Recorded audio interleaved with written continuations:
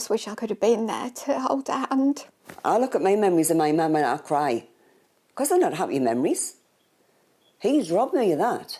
I should have banged that door down in the hospital and said I'm seeing my husband because they broke the rules and got away with it. It is now a fact. Through their pain, our leaders partied. The Prime Minister, the Chancellor, making the laws and breaking the laws, all in the same building.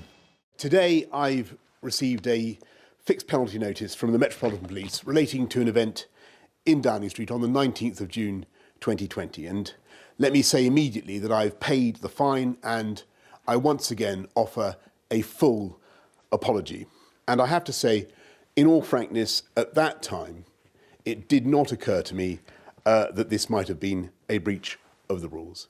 But of course, the police have found otherwise, and I fully respect the outcome of their investigation.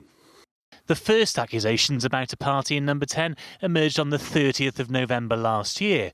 The next day, Boris Johnson told Parliament no rules had been broken. All guidance was followed completely.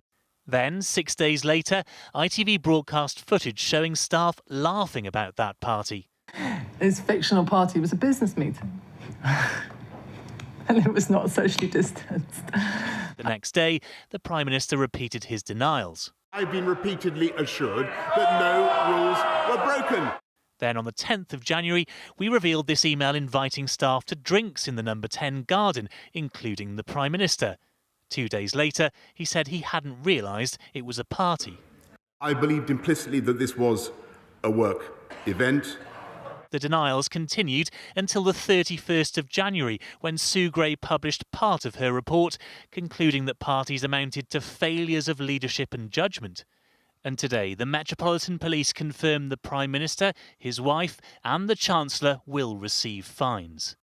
Happy birthday to you. But for a birthday party, Boris Johnson was given on the 19th of June 2020, revealed by ITV News earlier this year, in which he received another cake in the Cabinet Room, with his wife and the Chancellor joining the gathering.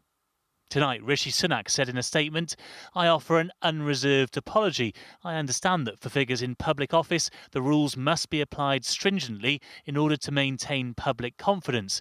I respect the decision that has been made and have paid the fine." They've dishonoured their office. This is the first time in the history of our country that a Prime Minister has been found to be in breach of the law.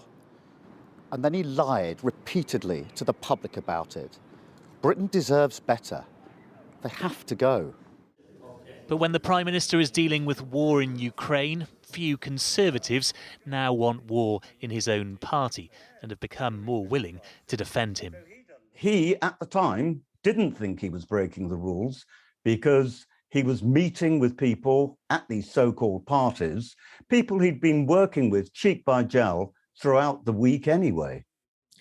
But if he was at the party, surely he knew the rules were being broken. When is a party a party? And by Well, that I mean wine and cheese and beer and music and dancing, that's a party.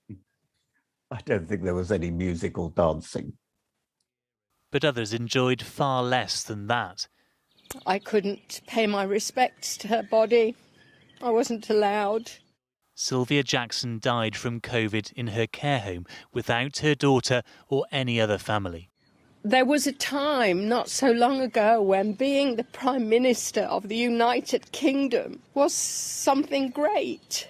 It's an absolute shame and a disgrace. And if he had an ounce of moral fibre, which I'm sad to say I don't think he does, then he would resign. Tonight, Boris Johnson is at his country residence Chequers, a secluded spot for a partying Prime Minister whose law-breaking he can no longer hide. Paul Brand, News at 10.